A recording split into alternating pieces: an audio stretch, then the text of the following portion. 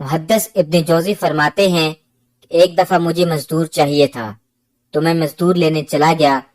Baghdad की सड़कों पर मजदूर बैठे हुए थे।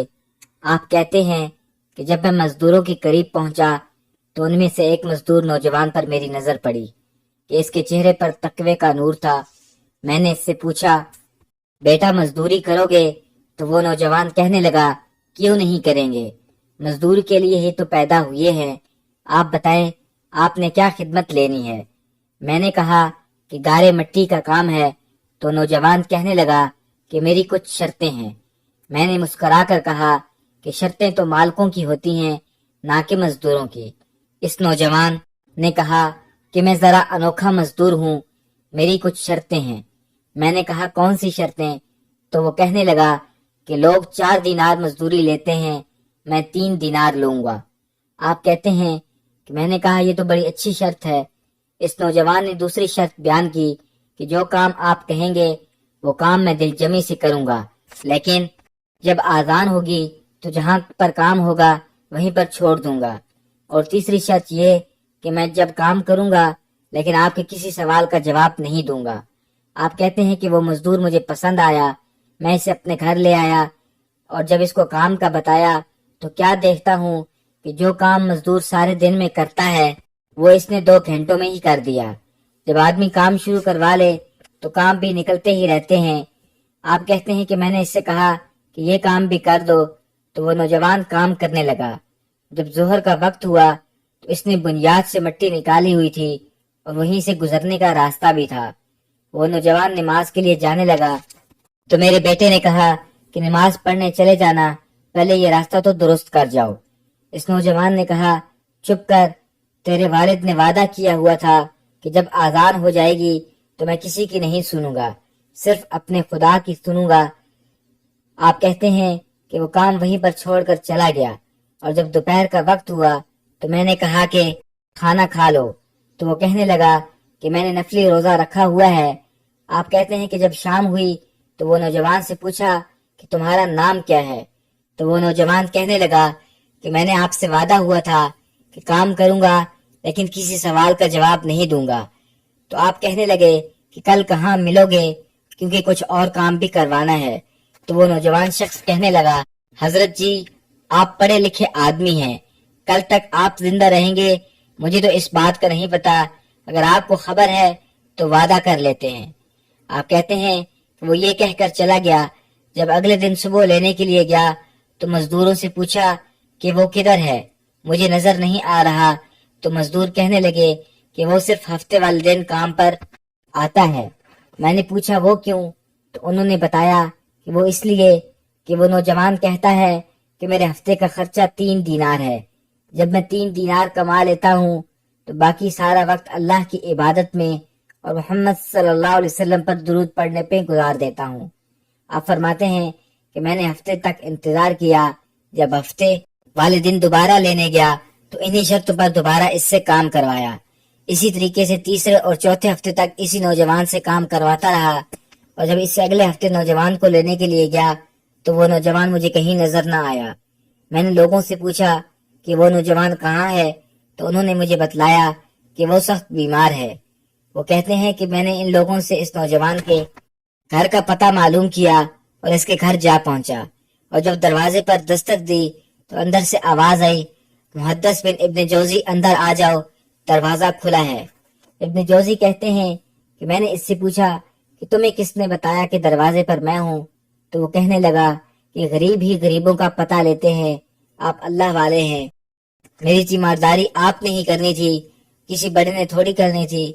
इब्न जौजी कहते हैं कि जब मैं इसके पास जाकर बैठा तो इसे बहुत तेज बुखार था और वो आंखें खोलकर कहता है कि अच्छा हुआ कि आप आ गए, मेरी छोटी सी मुश्किल है, क्या आप हल कर देंगे? तो मैंने कहा कि हाँ कर दूंगा।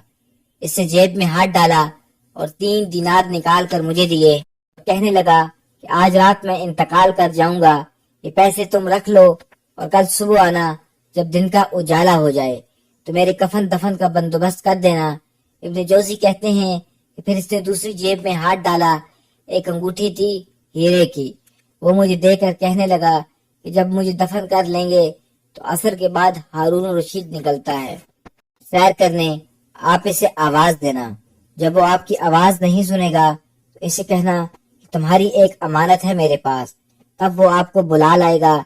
پھر اس نے یہ انگوٹھی دے دی اور کہا کہ بس میرے یہ کام کر دو، اللہ آپ کو جزا دے گا۔ ابن جوزی فرماتے ہیں کہ میں نے کوئی اور بات کرنی چاہی تو اس نوجوان نے ہاتھ باندھ لیے اور کہنے لگا، وقت بہت تھوڑا رہ گیا ہے، مجھے اپنے رب سے تنہائی کر لینے دے، گناہ لمبے چوڑے ہیں، مجھے معافی مانگ لینے دو، کیونکہ فہرست بہت لمبی ہے اور وقت بہت کم۔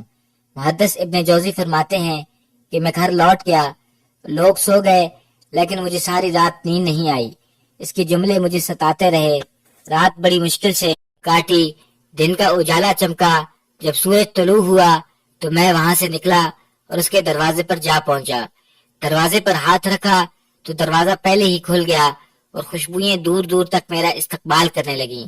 اس کے چہرے سے پردہ ہٹایا تو مجھے ایسے لگا کہ ابھی بھی کسی کا دیدار کر کے سویا ہے۔ ابن جوزی کہتے ہیں کہ میں نے 3 آدمی ساتھ لیے، اس کو غسل دیا، کفن پہنایا، جب جنازہ لے کر اٹھے تو پتہ نہیں مخلوق کدھر کدھر سے آ گئی، اور اسے دفن کرنے کے بعد میں نے وہ انگوٹھی لی، اور جب ہارون رشید اپنے محل سے باہر نکلا تو میں نے اس کو آواز دی، لیکن اس نے میری بات نہیں سنی۔ پھر میں نے کہا کہ تمہاری ایک امانت ہے میرے پاس۔ آپ کہتے ہیں کہ وہ مجھے تنہائی میں لے گیا، اور جب میں نے انگوٹھی بادشاہ کو دی تو وہ چیخیں مار مار کر رونے لگا اور کہنے لگا کہ اس انگوٹھی والا شخص کدھر ہے؟ تو میں نے کہا کہ اس کا انتقال ہو گیا۔ ابن جوزی کہتے ہیں کہ ہارون رشید رویا اور اتنا رویا کہ مجھ سے سنبھالا نہ گیا۔ پھر بادشاہ کہنے لگا کہ وہ قبر کہاں ہے؟ جب میں اس کو اس کی قبر پر لے کر گیا تو ہارون رشید اس کی قبر سے لپٹ گیا، قبر چومتا، سر پر خاک ڈال کر روتا رہا۔ پھر جب تھوڑی تسلی ہوئی تو میں نے اس سے کہا، نہ اس لڑکے نے مجھے کچھ بتایا نہ آپ مجھے کچھ بتا رہے ہیں، میرا کلیجہ پھٹ جائے گا، مجھے یہ بتائیں کہ یہ مرنے والا کون تھا؟ تو ہارون رشید کہنے لگا کہ ابن جوزی، یہ میرا بیٹا تھا، یہ میرا لخت جگر تھا، یہ میرے وجود کا حصہ تھا۔ ابن جوزی کہتے ہیں کہ میں نے کہا کہ تیرا بیٹا اور فقیر؟ تو بادشاہ نے کہا کہ میرا بیٹا مجھ سے کہتا تھا کہ جو کچھ آپ نے بنا لیا ہے اس کا جواب کیسے دو گے؟ اتنا کچھ اکٹھا کر لیا ہے تو اللہ کے حضور کیسے باز پرس ہوگی؟ کس طرح کھڑے ہوگے؟ جتنی ٹانگیں دراز کر لی ہیں ان کو کس طرح سمیٹو گے؟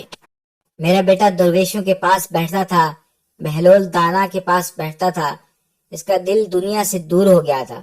ابن جوزی فرماتے ہیں کہ جب رات ہوئی اور میں سونے کے لیے اپنے بستر پر گیا تو خواب میں اس نوجوان کا دیدار ہوا۔ میں نے اس سے پوچھا کہ میرے پیارے، تیرا کیا حال گزرا؟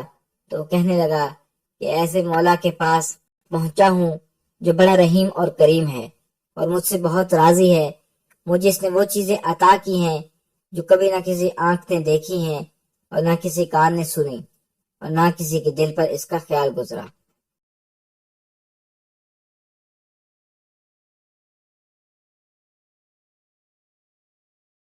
ایک دن ملکہ حضران بڑی شان و شوکت سے اپنے محل میں بیٹھی ہوئی تھی۔ ان کی لونڈی نے آ کر عرض کیا کہ ملکہ عالم، محل کے دروازے پر ایک بہت ہی لاچار، خستہ حال غریب عورت کھڑی ہے اور وہ ملکہ کی خدمت میں حاضر ہو کر کچھ عرض کرنا چاہتی ہے۔ ملکہ نے کہا کہ کون ہے وہ، اور اس عورت کا حسب نسب پوچھ لو اور یہ بھی معلوم کرو کہ اس کو کس چیز کی ضرورت ہے۔ لونڈی نے باہر آ کر اس غریب عورت سے پوچھا۔ اس نے اپنا نام، خاندان کا پتہ سب کچھ بتا دیا، لیکن اور اس نے کچھ نہیں بتایا کہ وہ ملکہ سے کیوں ملنا چاہتی ہے۔ اس کا بس ایک ہی خواب تھا جو وہ کہنا چاہتی تھی کہ وہ ملکہ سے زبان ہی میں کہنا چاہتی ہے۔ لونڈی نے آ کر اس عورت کا جواب ملکہ کو سنایا تو وہ بہت حیران ہوئی۔ اس وقت حضرت عبداللہ بن عباس رضی اللہ تعالیٰ عنہ کی پڑپوتی زینب بن سلیمان بھی ان کے پاس بیٹھی ہوئی تھی۔ وہ بنو عباس کی خواتین میں بہت ہی دانا تسلیم کی جاتی تھی۔ ملکہ نے ان سے مشورہ کیا کہ اس عورت کو اندر آنے کی اجازت دوں یا ملنے سے انکار کر دوں۔ انہوں نے فرمایا کہ ضرور بلواؤ، دیکھے تو صحیح آخر وہ کیا چاہتی ہے۔ چنانچہ ملکہ نے لونڈی کو حکم دیا کہ اس کو اندر آنے کی اجازت دے دی جائے۔ چنانچہ تھوڑی دیر میں ایک پھٹے پرانے کپڑوں میں ایک انتہائی شکستہ حال عورت کھڑی ہے۔ اس کی حالت سے معلوم ہوتا تھا کہ کوئی شریف زادی ہے، لیکن میلے کچیلے پوسیدہ کپڑوں نے اس کی حالت گداگروں جیسی کر دی تھی۔ عورت ملکہ کو دیکھ کر پہلے تو گھبرائی، پھر فوراً ہی جرأت کر کے ملکہ کو سلام کیا اور کہنے لگی کہ اے ملکہ، میں مروان بن محمد کی بیٹی مزنہ ہوں، جو خاندان بنو امیہ کا آخری تاجدار تھا۔ جو ہی اس کے منہ سے یہ بات نکلی تو ملکہ ہجراں کا چہرہ فرط غضب سے سرخ ہو گیا اور اس نے اکڑ کر کہا کہ اے بدبخت عورت، تجھ کو یہ جرأت کیسے ہوئی کہ تو اس محل کے اندر قدم رکھے؟ کیا تو نہیں جانتی کہ تیرے خاندان نے عباسیوں پر کیسے ظلم ڈھائے؟ اے سنگ دل عورت، کیا وہ تو دن بھول گئی جب بنو عباس کی بوڑھی عورتیں تیرے پاس التجا لے کر گئی تھی کہ تو اپنے باپ سے سفارش کر کہ میرے شوہر مہدی کے چچا امام احمد بن محمد بن ابراہیم کی لاش دفن کرنے کی اجازت لے دے؟ کم بخت عورت، خدا تجھے غرق کرے، تو نے معزز اور مظلوم عورتوں پر ترس کھانے کے انہیں ذلیل کر کے محل سے نکلوا دیا تھا۔ کیا یہ تیری حرکت انسانیت کی توہین نہیں تھی؟ مانا کہ آپس میں دشمنی تھی، لیکن پھر بھی ایک بے بس اور لاچار دشمن کے ساتھ ایسا سلوک جائز نہ تھا۔ خدا کا شکر ہے اس نے تجھ سے تیری حکومت چھین لی اور تمہیں ذلیل کیا۔ مزنہ خریت اسی میں ہے کہ تم فوراً واپس چلی جاؤ۔ چنانچہ ملکہ کی یہ باتیں سن کر مزنہ بالکل مرغوب نہ ہوئی، بلکہ اس نے زوردار کہکا لگایا اور بولی، بہن، اپنے آپ سے باہر نہ ہو، جو کچھ میں نے کیا خدا سے اس کی سزا پالی۔ اس نے ہی تو مجھے آپ کے سامنے آ کر لا کھڑا کر دیا۔ کیا تمہیں معلوم نہیں کہ میں کسی وقت آپ سے زیادہ شوق اور مغرور تھی؟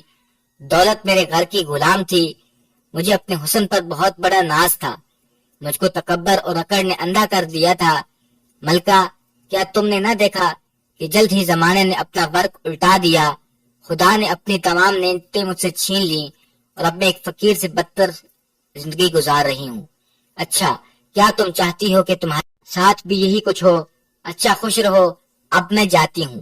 اتنا کہہ کر مزدہ نے تیزی سے باہر کا رخ کیا، لیکن ابھی چند قدم ہی جا پائی تھی کہ ہجران نے دوڑ کر اسے پکڑ لیا اور چاہا کہ اس کو گلے لگا لے، لیکن مزدہ نے پیچھے ہٹ کر کہا، ہجران، سنو، تم ایک ملکہ ہو اور ایک میں غریب اور بےکس عورت ہوں۔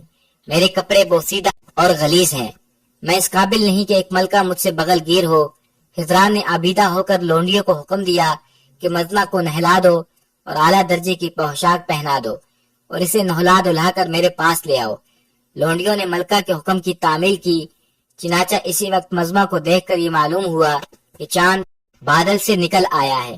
ہجران بے اختیار مزنہ سے لپٹ گئی، اپنے پاس بٹھایا اور پوچھا کہ دسترخوان بچھاؤں؟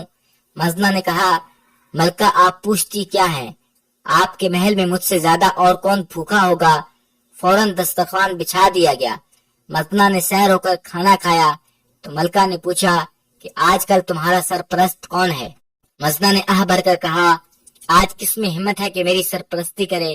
مدتوں سے در در کی ٹھوکریں کھا رہی ہوں، کوئی رشتہ دار بھی تو دنیا میں موجود نہیں کہ اس کے پاس جاؤں، بس کچھ قربت ہے تو اسی گھرانے سے، یعنی بنو عباس سے۔ خزان نے فوراً کہا، مزنہ، پریشان مت ہو، آج سے تم میری بہن ہو، میرے بہت سے محل ہیں، تم ان میں سے ایک محل پسند کر لو اور یہیں رہو، جب تک میں جیتی ہوں تمہاری ہر ضرورت پوری کروں گی۔ چنانچہ مزنہ نے ایک عالیشان محل پسند کیا اور خزان نے ان میں تمام ضروریات زندگی، لونڈیاں اور غلام مقرر کر دیے، ساتھ ہی 5 لاکھ درہم نقد بھی اس کے حوالے کر دیے کہ جس طرح چیز جائے تم خرچ کر لو۔ شام کو خلیفہ مہدی حرم میں آیا اور دن بھر کے حالات پوچھنے لگا تو ملکہ خزان نے آج کا واقعہ تفصیل سے سنانا شروع کر دیا۔ جب اس نے بتایا کہ مزنہ کو اس طرح پناہ میں رکھا تو خلیفہ فرط غضب سے بےتاب ہو گیا اور اس نے ملکہ کی بات کاٹ کر کہا، خزاں، تم پر 1000 افسوس، جو خدا نے تمہیں نعمتیں عطا کی ہیں، تم نے ان کا شکریہ ادا کرنے کا ایک بیش بہا موقع ہاتھ سے کھو دیا۔ تمہاری یہ حرکت ایک ملکہ کی شایان شان نہیں تھی۔ چنانچہ خزاں نے کہا، امیر المؤمنین، میری پوری بات تو سنیں۔ اس کے بعد اس نے جب مزنہ سے حسن سلوک کی تفصیل بتائی تو مہدی کا چہرہ چمک اٹھا۔ اس نے خزاں کی اعلیٰ ظرفی کو بہت سہرایا اور کہا کہ آج سے میری نظر میں تمہاری قدر و منزلت زیادہ بڑھ گئی ہے۔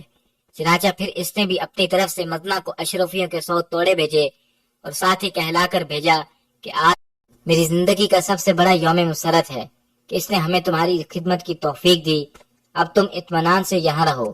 اس کے بعد مزنہ طویل عرصے تک زندہ رہی. مہدی کی وفات 169 ہجری بمطابق 785 عیسوی کو ہوئی. اس کے بعد اس کا بیٹا ہادی بھی اس کی خدمت کرتا رہا. ہادی کے بعد ہارون الرشید خلیفہ بنا تو اس نے بھی مزنہ کو ماں کے برابر سمجھا. اس کے عہد خلافت کی ابتدا میں مزنہ نے وفات پائی تو ہارون رشید بچوں کی طرح بلک بلک کر رویا.